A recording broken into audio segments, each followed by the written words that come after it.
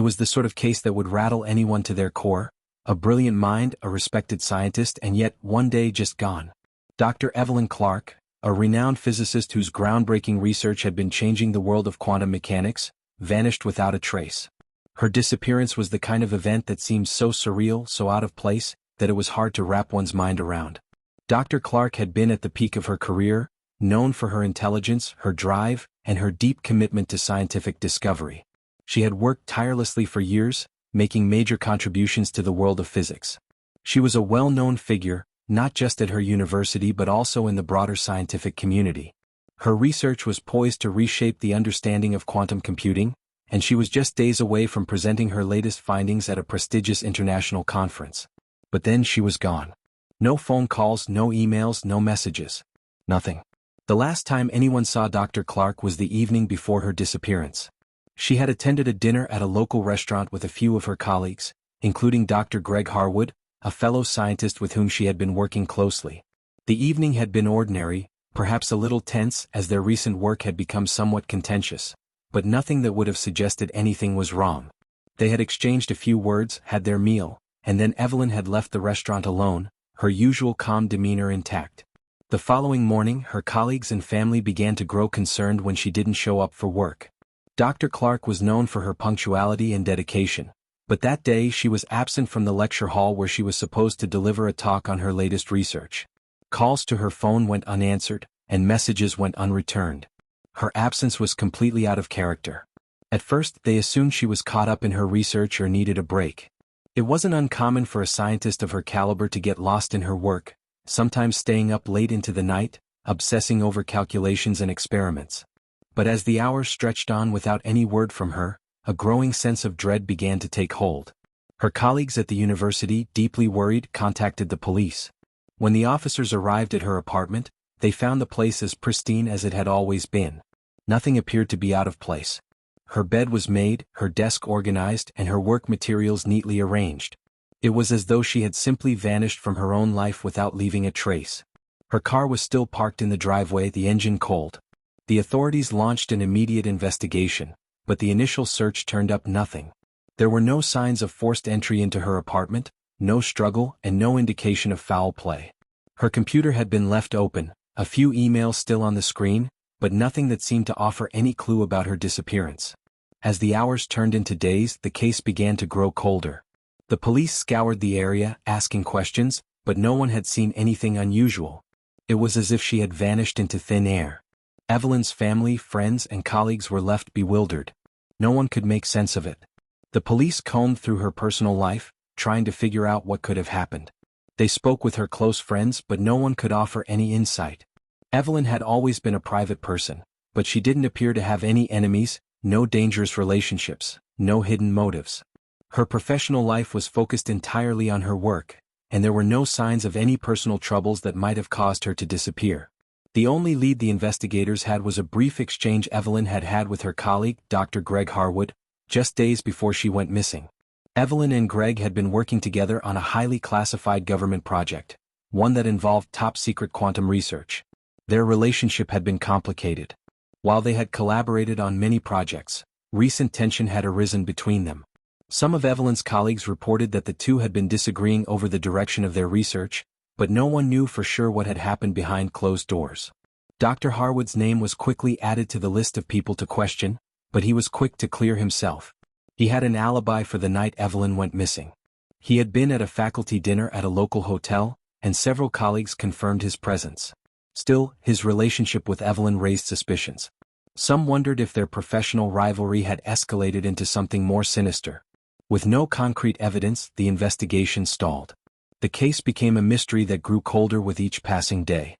Investigators found themselves grasping at straws, unable to find any solid leads.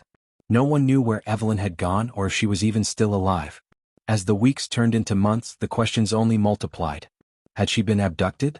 Had she run away, possibly overwhelmed by the pressures of her groundbreaking work? Or was something more nefarious at play, perhaps a calculated move by someone who stood to lose if Evelyn's research were exposed? One thing was certain.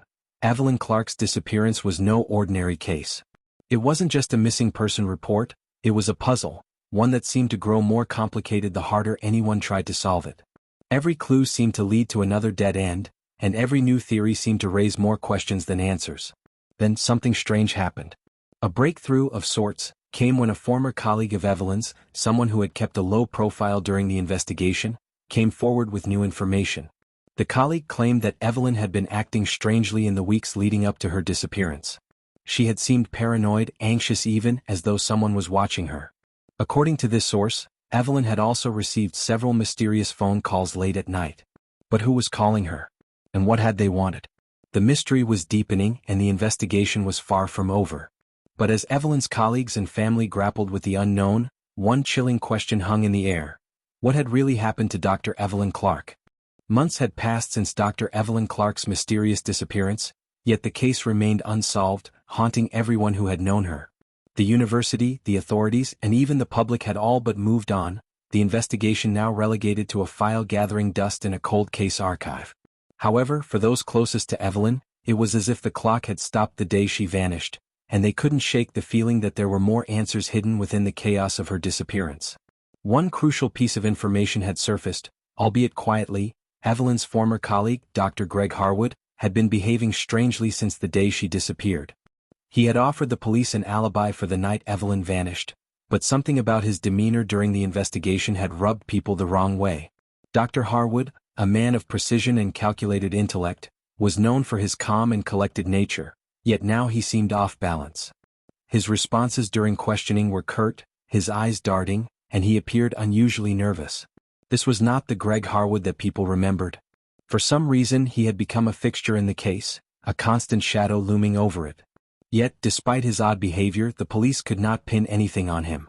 He remained just another person on the long list of suspects with no clear evidence to suggest foul play. Then a cryptic piece of information came to light. A call had been made to Evelyn's phone just hours before she went missing. The strange part? It wasn't from anyone she knew. The call had originated from an anonymous number, and while the phone company had traced it back to a landline in the town, the details ended there. The voicemail was short, no longer than 30 seconds, though it was muffled and distorted. Evelyn's voice could be heard briefly, followed by a strange noise, like a burst of static or interference. No one could make out the words. This unsettling discovery didn't lead to any new breakthroughs but only deepened the mystery. Why would Evelyn, a person who was always so methodical and careful, suddenly take a mysterious call like this? What did it mean? Why hadn't she mentioned anything about it to her colleagues or family? The investigation then took a turn when a former classmate of Evelyn's came forward. Rachel Lindsley, a fellow physicist who had worked with Evelyn during their university years, claimed that Evelyn had confided in her about a secret project she had been working on. Rachel didn't know the full details, but she believed Evelyn had stumbled upon something dangerous, something that could change everything. Was Evelyn's disappearance linked to this project? Could her research have led her to enemies or worse, someone willing to harm her to protect their secrets? Rachel's revelation opened up a new line of inquiry, though it was still riddled with holes. Evelyn had been involved in several high-stakes scientific studies, some of which had attracted attention from powerful organizations. But none of them seemed to point directly to the reason behind her disappearance. She hadn't mentioned any threats, hadn't appeared frightened of anyone. But the timing was suspicious. Had she uncovered something in her research that she wasn't supposed to? Had someone silenced her to keep it quiet? As the investigation stalled once more, a chilling theory emerged, the possibility of an insider threat. What if Evelyn had been taken by someone within her own circle? Someone who knew her routine, someone close enough to track her movements and seize the opportunity to disappear her without anyone noticing? The theories began to spin wildly. Was it Dr. Harwood, perhaps driven by professional rivalry and a desire to see his own work take precedence? Could it have been someone from the government, eager to cover up the implications of Evelyn's research? The more the investigation uncovered, the more questions surfaced, leaving no one with any clear answers. Then one day the police received a package that seemed to change everything. It was sent anonymously to the station, a plain envelope containing several photographs of Evelyn, all taken within the days leading up to her disappearance. The images were grainy, seemingly captured from a distance, but they showed Evelyn walking alone down a quiet street at dusk, her head down as if she were being followed. The pictures were haunting not just for their eerie quality but for what they suggested. Someone had been watching her closely. But who? Among the photos was a note, a single phrase scrawled in uneven handwriting: "The truth lies beneath." The police were stunned. This wasn't just a random act of cruelty, it was an invitation to dig deeper, an eerie suggestion that the answers they had been seeking were closer than they thought. The message hinted at something hidden, something underground, buried away from the world's eyes. But what could it be? What was beneath the surface of the case, waiting to be unearthed? As investigators scoured the town for any additional clues, they discovered that Evelyn had made one final trip just before her disappearance. The months since Dr. Evelyn Clarke's disappearance had been filled with frustration and dead ends. The case had reached an unsettling stalemate, with the police unsure of where to turn next. The photographs, the mysterious note, and the abandoned building, all of it seemed like pieces to a puzzle that no one could quite fit together. But then, new developments began to shift the course of the investigation in a direction no one had anticipated. It was an ordinary Tuesday when the police received an unexpected tip from an anonymous source. The call had come into the station, cryptic and vague, but it was enough to send the detectives on a new lead. The voice on the other end had urged the authorities to look beneath the ground, at the abandoned research facility. What seemed like a strange, nonsensical statement at first quickly gained significance after further inspection of the building. The officers returned to the site with a fresh perspective. They began to search the dilapidated structure again, this time paying closer attention to areas they had previously overlooked. A hidden door was discovered, cleverly concealed behind a false wall, its edges worn from years of neglect. This new doorway led to a series of narrow, dimly lit tunnels beneath the building, a labyrinth of corridors that hadn't been catalogued in any official records. Could this be where Evelyn had disappeared to? Was this the place she had been drawn to in the days before her vanishing act? The investigators followed the eerie, winding path through the tunnels, heartbeats pounding in their chests as they ventured deeper into the darkened unknown. As they moved deeper into the underground network, they found something chilling: abandoned documents and notes scattered along the floor. Some of them were written in Evelyn's unmistakable handwriting, the lines full of scientific jargon and diagrams that made little sense to the untrained eye. What struck the investigators most, however, were the journal entries that began to emerge. The entries spoke of disturbing developments in Evelyn's work, hints of a discovery she couldn't fully explain. There were references to experiments gone wrong, things that had been sealed away and locked in the vaults of secret organizations. The final entry, dated just days before her disappearance, read, "They know what I've found. I can't trust anyone. I have to get to the basement. It's the only way." But what basement? And who were they? The vague nature of the writing left more questions than answers. Evelyn had clearly been in a state of distress, frantic, perhaps even fearful for her life. Had she uncovered something dangerous? Something that people were willing to kill for? What had she stumbled upon that made her fear for her safety, yet not share it with anyone? The more the police dug, the more they realized that Evelyn had not been the only one who had worked at the facility. A handful of scientists had previously been involved in research there, but when the building was abandoned years ago, their names were erased from the records. Could one of these former colleagues have played a role in Evelyn's disappearance? As the investigation grew more complex, the police began to trace the identities of the former employees. It wasn't long before a name surfaced that made everyone pause: Dr. Gregory Harwood. Yes, the same Dr. Harwood who had been one of the last people to see Evelyn. The same man whose strange behavior had caught the attention of the authorities early on. Dr. Harwood had worked at the facility years ago before its closure. He had been involved in high-level research, and his files had been conveniently erased from the archives. Was it possible that Dr. Harwood was more deeply involved in the research than anyone realized? Did he have a motive for silence, for keeping the truth hidden? As the investigation continued, it became clear that Dr. Harwood had more secrets than anyone had anticipated.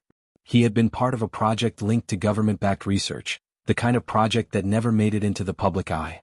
Could Evelyn have discovered something so explosive that someone had decided to silence her? One lead in particular seemed to confirm the worst suspicions. A former colleague of Dr. Harwood, who had worked with him at the facility, claimed that she had seen him acting suspiciously in the days before Evelyn's disappearance. The colleague, who wished to remain anonymous, said that Dr. Harwood had been in a heightened state of agitation, constantly checking his phone and avoiding direct contact with anyone. He had become paranoid, refusing to discuss his recent work with anyone. What could have happened between Evelyn and Dr. Harwood? Could their professional relationship have turned into something darker? Another piece of evidence came when the police managed to track down a phone number tied to one of the mysterious anonymous messages that had been sent to Evelyn's family. The number belonged to a private number provider, which only deepened the mystery. The calls had been routed through several locations, ultimately leading to a private residence near the outskirts of the city. When the authorities arrived at the address, they discovered an abandoned home, covered in overgrown vines and uninhabited for years. Inside, the house was empty, but in the basement they found more cryptic clues: disconnected wires, empty vials of chemical substances, and a collection of blueprints for research projects. Among the papers was a drawing of a strange device, something that didn't appear to belong to any known scientific field. The markings on the device were similar to some of the strange symbols found in Evelyn's journals. Had Evelyn been close to uncovering something monumental? Something that was too dangerous to reveal? Had she paid the price for her curiosity, for digging too deep into the unknown? Despite all the findings, the investigation was still nowhere near a resolution. Dr. Harwood had become more reclusive, and the whispers about Evelyn's discoveries only grew louder. The trail, however, was beginning to feel less like a string of clues and more like a web of deceit that no one could untangle. And then, just when things seemed at their darkest, a break in the case finally arrived. A piece of evidence that might lead the investigators to the truth. But would it be enough to uncover the terrible secret behind Dr. Evelyn Clarke's disappearance? Would they find her alive or lost forever? The investigation into Dr. Evelyn Clarke's disappearance had taken a strange and unexpected turn. The hidden lab, the cryptic journals, and the mysterious connections to Dr. Gregory Harwood had all deepened the mystery. But it was the new revelations that started to surface, shocking truths that no one had anticipated, that would shake the very foundation of the case. Just as the authorities began to focus their attention on Dr. Harwood, a breakthrough came from an entirely unexpected source. One of Dr. Clarke's closest colleagues, Dr. Rachel Turner, reached out to the police with new information. Dr. Turner had worked alongside Evelyn for years, but until now she had been reluctant to speak up. The tension between the two women had always been professional, but it had been clear that they both shared a passion for scientific discovery. But now Dr. Turner had a confession to make, something that could change everything they thought they knew about Evelyn's disappearance. In an emotional interview with the authorities, Dr. Turner revealed something shocking. She had known about Evelyn's secret research for months. She hesitated at first to come forward, afraid that her involvement in the project would make her a target, but the fear of what had happened to Evelyn drove her to act. What she shared was a revelation that no one could have expected. Dr. Turner explained that the research Evelyn had been working on was much more than theoretical. It was something groundbreaking, a scientific discovery so dangerous, so controversial, that it could change the world. Evelyn had been investigating the potential to manipulate human consciousness. The implications of such research were staggering, both ethically and scientifically. If Evelyn had discovered something that could alter human cognition, control thought, or even unlock the deepest parts of the brain, it would be far too valuable to remain in the public eye. However, Dr. Turner was careful to point out that Evelyn had been hesitant to publish any of her findings. She had confided in a few select colleagues, but over time she grew paranoid, believing that her discovery was too dangerous for anyone to control. Dr. Turner claimed that in the final weeks before Evelyn's disappearance, the scientist had become increasingly erratic, and had stopped sharing her work with even her closest colleagues. She was afraid of the research falling into the wrong hands, afraid that someone would use it for malicious purposes. The most disturbing part of Dr. Turner's statement, however, was the suggestion that Dr. Harwood was not just a colleague but also a rival. She revealed that Evelyn had discovered that Dr. Harwood had been working on a similar project in secret, one that had been funded by a private organization with vast resources and a history of questionable ethics. Evelyn's discovery had put her at odds with Dr. Harwood, who believed that he could harness the power of the research for his own purposes. This revelation turned Dr. Harwood from a simple scientist into a suspect with a clear motive. Was it possible that Dr. Harwood had known about Evelyn's discovery and had been willing to go to any lengths to keep it hidden? Did he see her as an obstacle to his own ambitions? The investigators were now certain that Evelyn had been onto something huge, something that could change the course of science and possibly even humanity. But in doing so, she had made powerful enemies, enemies who would stop at nothing to keep her quiet. As the investigators dug deeper into Dr. Harwood's background, they found even more unsettling information. Dr. Harwood's ties to the mysterious organization, which had funded his research, were far stronger than they had initially believed. His records revealed that he had received funding from this organization for years, funding that had been kept off the books and out of the public eye. What was even more disturbing was the discovery that this organization had connections to some of the most powerful people in the world, government officials, corporate leaders, and even military figures. Was Dr. Harwood working for them? Or was he, like Evelyn, trying to break free from their control? The police now believed that Evelyn's research had put her in direct conflict with these powerful players, people who had the resources to make her disappear without a trace. Her research, once thought to be theoretical, had the potential to be far more dangerous than anyone had realized. But Evelyn's knowledge wasn't just locked in her journals or her mind, it was hidden, deliberately concealed, likely in a place that only she knew about. The investigators' attention turned once more to the cryptic message Evelyn had left behind in her final journal entry. "I have to get to the basement. It's the only way." Could the basement hold the key to unraveling the mystery? What was it that Evelyn had discovered? And more importantly, was there a way to find it before it was too late? In a race against time, the authorities turned to Dr. Turner for help. She was the only one who could provide insight into the final steps of Evelyn's work, and it became clear that the basement, whether literal or metaphorical, was a place of profound significance.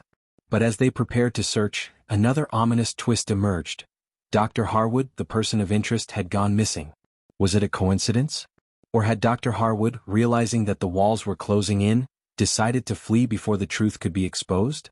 As the search for Evelyn's research and Dr. Harwood intensified, one thing became painfully clear. The mystery surrounding Dr. Evelyn Clarke's disappearance was far from over. And the deeper the authorities dug, the more dangerous it became to uncover the truth. The search for Dr. Evelyn Clarke's hidden research had reached a fever pitch. With each passing day, more secrets were being uncovered, but the closer the investigators came to finding the truth, the more dangerous the pursuit became. Dr. Harwood's sudden disappearance added an entirely new layer of complexity to the case. Had he fled, or had something far darker happened to him? Was he hiding, or was someone else orchestrating the silence around him? As the authorities pressed on, they began to follow up on every lead, no matter how small. Dr. Turner, now fully on their side, worked tirelessly to assist the investigators. Together, they scoured the archives of Evelyn's work, poring over her cryptic journals, her research notes, and even the remnants of conversations she'd had with colleagues. Every clue led to more questions, but there was one constant. Evelyn had left behind a trail that could potentially lead them to her. Dr. Turner had shared one final important detail that had stayed in her mind. Evelyn had been obsessed with a particular room, a hidden basement beneath the research building where they had worked for years. Evelyn had mentioned it multiple times, even calling it the place where the world would change. But the basement was no ordinary place. It had been sealed off, locked, and forgotten by most. It was part of an old, abandoned section of the building, one that had been closed off long before Dr. Clarke's research began. No one had thought to look there. The building's administrators had long since ignored it, assuming it was just another forgotten part of the facility. But now, in the wake of Evelyn's disappearance, it had become the focal point of the investigation. A team of officers, led by Dr. Turner and the investigation unit, arrived at the building late at night. The air was thick with tension, and the weight of the mystery pressed down on them all. As they approached the basement door, a sense of unease hung in the air. This was it. The final clue, the answer to the puzzle that had plagued them for months, might lie behind that door. They pried open the entrance, revealing a narrow, dimly lit staircase. The stench of dust and stale air filled their lungs as they descended, the sound of their footsteps echoing in the silence.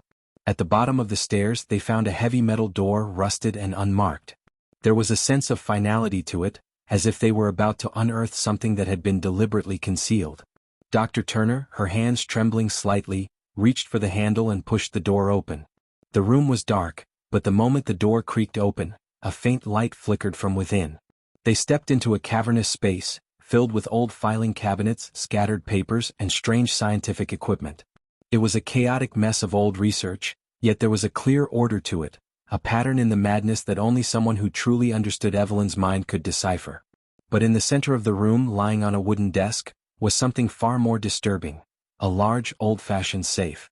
The safe was locked, but it was clear that Evelyn had gone to great lengths to protect whatever secrets lay inside. There was no time to waste. The team immediately set to work, attempting to break open the safe. As the minutes passed, the tension in the room grew. What was inside the safe? Was it the key to understanding Evelyn's disappearance? Or was it something far more dangerous, something that could not be allowed to see the light of day? Finally, after what felt like an eternity, the safe clicked open. The investigators collectively held their breath as the door swung wide. Inside were stacks of papers, notebooks, and a few small electronic devices. But what caught their attention immediately was a small, inconspicuous flash drive, labeled simply, Project Mindshift. The weight of its name was enough to send chills through the room. Mind shift. Was this the key to Evelyn's research? The device could hold answers to the mysterious project she had been working on, the very one that had made her a target for those who would stop at nothing to control it. Dr. Turner, her voice barely above a whisper, spoke first. This is it. This is what Evelyn was trying to protect. The flash drive was quickly secured and taken back to the lab for further examination. As the data was extracted, the team uncovered the horrifying truth. Evelyn had discovered a groundbreaking method for manipulating human consciousness. She had developed a prototype that could potentially allow one person to control another's thoughts and actions. An idea so far-reaching, so controversial, that it was bound to spark a global debate about ethics, power, and control. But there was more. Evelyn had also written a detailed account of the risks involved in her project. The dangers of misuse, the possibility of corrupt governments or corporations exploiting her discovery for their own gain. It was clear that Evelyn had realized too late the potential consequences of her research. She had not only been trying to protect it from those who would misuse it, but also from the very people who had funded and supported her work. With the contents of the flash drive now in the hands of the authorities, the case had taken an irreversible turn. Evelyn's disappearance was no longer just a mystery, it was a warning. The information contained in her research was now in the open, and the ripple effects would be felt around the world. As for Dr. Harwood, he had been found not fleeing but hiding in plain sight. His disappearance had been part of a well-orchestrated plan to distance himself from the scandal that was now unfolding. But as the investigators closed in on him, they realized that the case was far from over. The revelations had only just begun. The search for the truth had been a long and painful journey, but it wasn't over. The questions that remained, about the implications of Evelyn's work, about Dr. Harwood's role, and about the people pulling the strings behind the scenes, were just beginning to surface. This was no longer just about a missing scientist. This was about uncovering a global conspiracy, one that could change the course of history. The investigation into Dr. Evelyn Clarke's disappearance and the subsequent revelations about her groundbreaking research reached its shocking climax. The world had been left reeling after the discovery of the contents on her flash drive. Research so powerful that it could revolutionize the understanding of the human mind. But with such power came great danger, and the deeper they delved into her work, the more dangerous the truth became. Dr. Harwood, once a key figure in the research, had remained in hiding for months, but the truth had finally caught up to him. The authorities had tracked him down to an isolated cabin deep in the woods. There, surrounded by the whispers of those who sought to control the knowledge Evelyn had uncovered, Harwood was forced to face the consequences of his actions. As he was brought in for questioning, his demeanor was strangely calm, almost as if he had been expecting this moment for some time. When asked about his involvement in the project, Harwood's eyes flickered with something dark, something that hinted at a far greater conspiracy at play. "I did what I had to do," Harwood said quietly, his voice tinged with resignation. Evelyn, she had no idea what she was dealing with. The research, it was never meant to be used for good. You can't just change the human mind and expect it to work out for everyone. People will always exploit it. It was a chilling confession, but it was only the beginning of the truth. Harwood's statement revealed a far-reaching plan to suppress the discovery, one that included powerful figures in both the scientific community and the government, all working to ensure that Evelyn's research never saw the light of day.